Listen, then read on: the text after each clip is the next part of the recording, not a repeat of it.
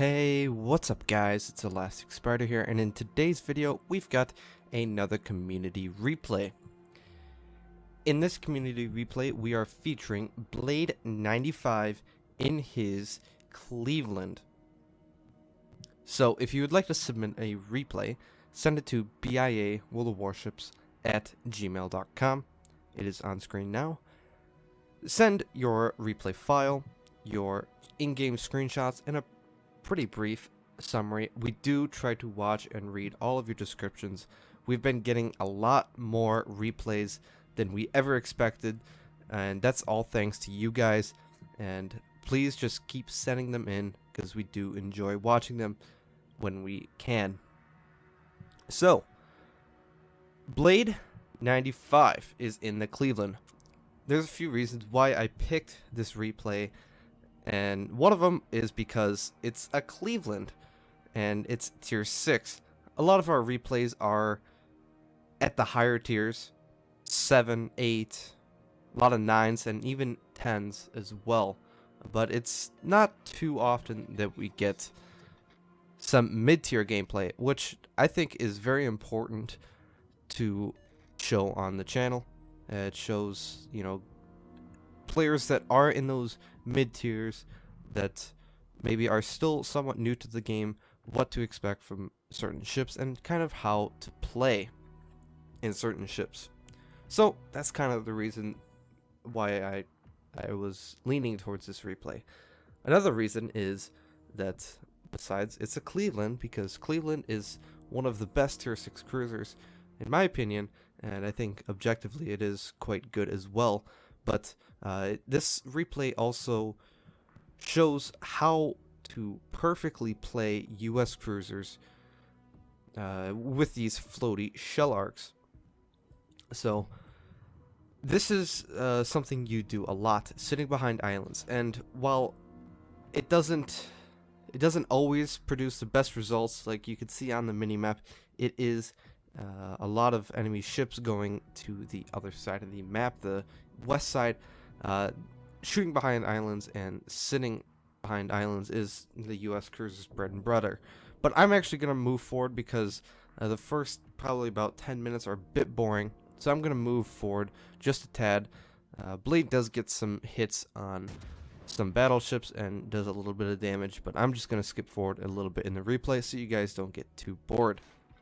Okay, so we skipped to about the 12-minute mark, 12-minute and 30-second mark, and Blade kind of moved up with his team towards the enemy cap, but then he saw this Furutaka coming back to their cap down the middle channel, so he decides to come back and stop the cap. So, AP loaded, 4.5 kilometers is certainly more than a good enough range for US cruiser AP of the 155mm caliber, or 152 I think it actually is, to do a lot of AP damage. Gets a nice citadel and another 10k salvo. Interesting move he is running with Hydro.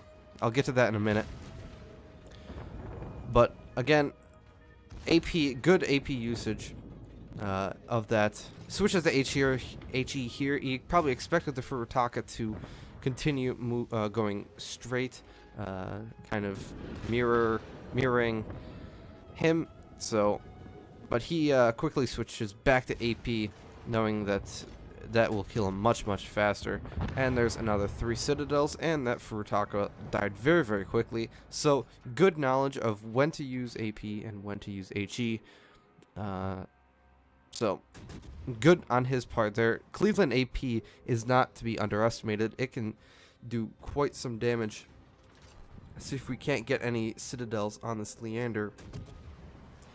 10 kilometers is a lot of these should be citadels if you can aim correctly and actually hit that that boiler room, because obviously the turrets, they are not they don't really have much of a citadel. Again, those looked like they were pretty well on the boiler. We don't know if the Leander was still moving a bit or if he moved a little bit more. So most of the time under 10 kilometers is the golden standard for Cleveland AP on broadside cruisers. Depends on the cruiser, of course. But at the same tier, there's still a lot of light cruisers in the game. The only heavy cruiser, quote unquote, in terms of armament is the Aoba, but other than that, a lot of cruisers can be penetrated sub 10 kilometers with Cleveland AP. Fortunate for Blade, he got smoke from this destroyer and actually kills that Cleveland outright. Bit interesting to note what captain perks he has. Leander comes out of smoke, rushing I don't know who, but you can see there's a Citadel, 6 overpens unfortunately. Let's see if he can adjust his aim and do a little bit better. 9 more overpens. Again, either bad RNG or just a miss, but he finishes him off with another Citadel, and that is the Leander dead. Cleveland turning in. Gonna stick to AP here. Looks like it. Let's see. He will probably beach. Going for those Citadels on the Cleveland is quite difficult. Cleveland is one of the most difficult ships to Citadel at tier 6, but when, like, look at that. 10 shell hits and almost 7k damage. When you hit that, either that superstructure or go through that deck armor, the AP on the Cleveland is nasty. Again, even against enemy cruisers, you know, it's not a Citadel, but it is very significant damage. Takes probably a Citadel from that Fuso that's sitting at probably 16 kilometers. Looks like it. But that was partly his own fault. He did beach, but it looks like he's getting out of here and going to, you know, obviously trying not to take a lot of fire from the battleships. So, one thing I do want to point out, we saw some hydro usage earlier in the replay when he took out that Furutaka. Me personally, I would not run with hydro. I know some people do and have in the past. I personally think it doesn't need it. Most of the time you should be sitting behind islands. Of course, that could lead you to think, oh, well, if I want to see if people are coming around an island. And while that can help, it is poor hydro, so it's going to give you a little bit of a buffer room. But if you're in the front lines as a US cruiser and you're getting so close that a enemy ship is right there and you're not spotted by him, or you're not spotting him, maybe you probably shouldn't have been in that situation in the first place.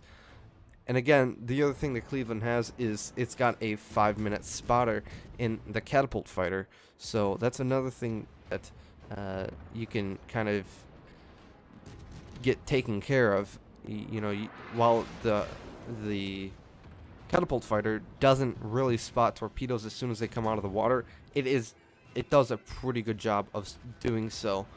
Just whenever it roams around your ship or in front of your ship or behind of your ship, whenever and wherever torpedoes are coming from. So from that respect, you know, hydro is somewhat quote unquote useless. But again, the other thing that you don't get with hydro is while the Cleveland does have great AA, a lot of times defensive fire is used to save your friends and your allies, and that to me is a little bit more important than spotting torpedoes a little bit earlier, you know, so I can adjust. And even then, you saw when the Furutaka early in the replay did shoot torpedoes at him, Cleveland is so maneuverable that it can pretty much do any sort of torpedo beats. You know, granted those were widespread torps, but still, I do think that the Cleveland is sufficient enough maneuvering that it doesn't need hydro. Another thing, premium consumables. By tier 6, you should definitely be running premium consumables, even if you can't afford it. At least run premium damage control. That is something that is very key to be doing, especially at tier 6. I think once you hit tier 4, even tier 3, you should definitely be running at least premium damage control, regardless of your economic situation, because I think it highly outweighs the cost, you know, in return for what you get out of it.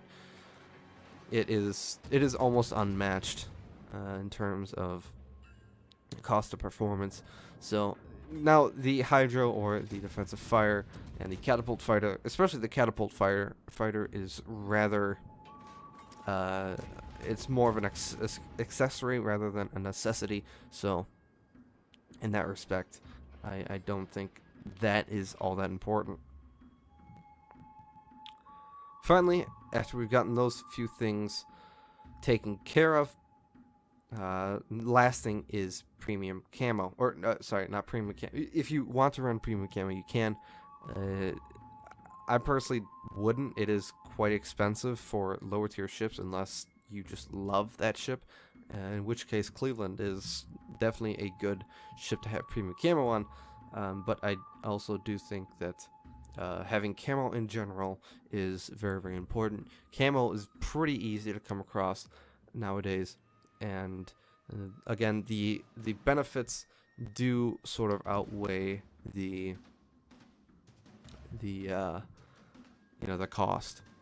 Even if you don't get, even if you can't afford premium camo or other types of camos, I do think that spending the 22 grand for the -3% detection and +4% to dispersion of enemy shells, I do think that that is a much better deal.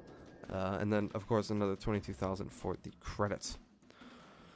So getting back to the game here, it was 4v3, and we did have the point lead. Our Akatsuki died. No one's shooting the Shiratsuyu. Not sure why.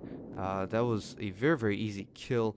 Looked like our Fiji was reloading, and our Kamikaze R, maybe he wasn't in range of the Shiratsuyu, so bit unfortunate there.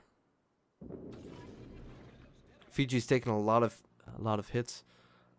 Fiji does get repair party, so he should be okay.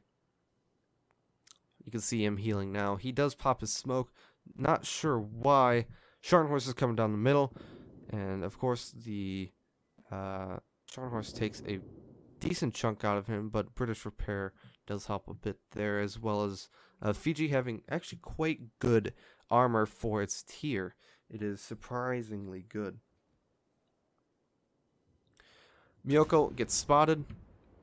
AP is away. Aimed a little too far in front.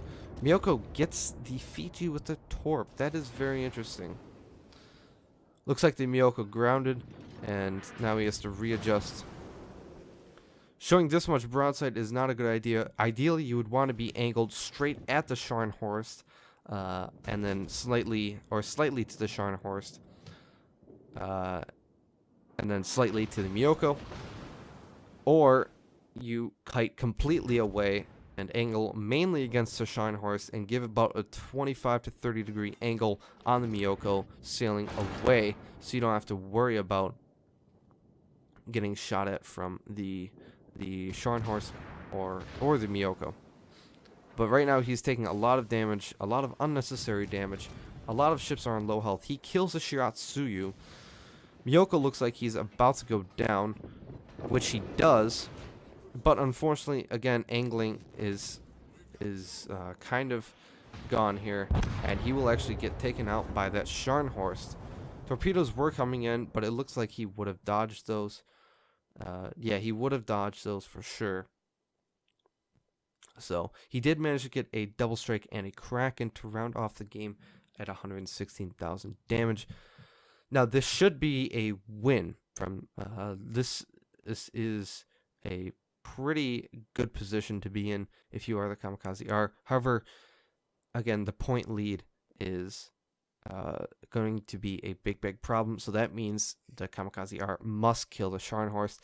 Unfortunately, that will not happen. Even if the kamikaze lands all the torpedoes, I don't know if it will be able to kill the Scharnhorst.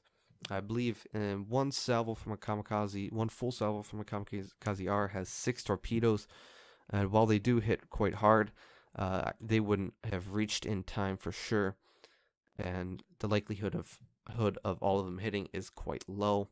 So unfortunately, this will go down as a loss. Alright guys, so looking at the screenshots here, 116k damage, obviously 5 kills for the Kraken, 2 of those got killed in pretty rapid succession for the Devil's Drake, 8 Citadels, and 5 fires, as well as some secondary hits and some task completions. So a bit unfortunate there. Obviously, I mentioned earlier, the angling could have gotten them the win there, but it would have been very, very close. That is for sure. However, base XP is very, very nice.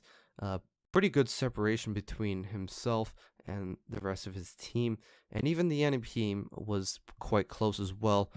About a little less than 300 base XP divides the two top players on the leaderboard. So, pretty good game overall, I would say. Again, good usage of how to play American cruisers, especially if you don't have islands to kite or to sit behind. You can do some nice kiting. So, AP damage was actually pretty substantial compared to the high explosive, and this is it's a bit surprising for 152mm guns on the Cleveland compared to the 203s in the later stages of the U.S. cruisers. You do a lot more AP than a lot of HE, so it's nice to see that AP is still a good choice down at the mid tiers. And yeah, almost 1 million potential damage shot his way.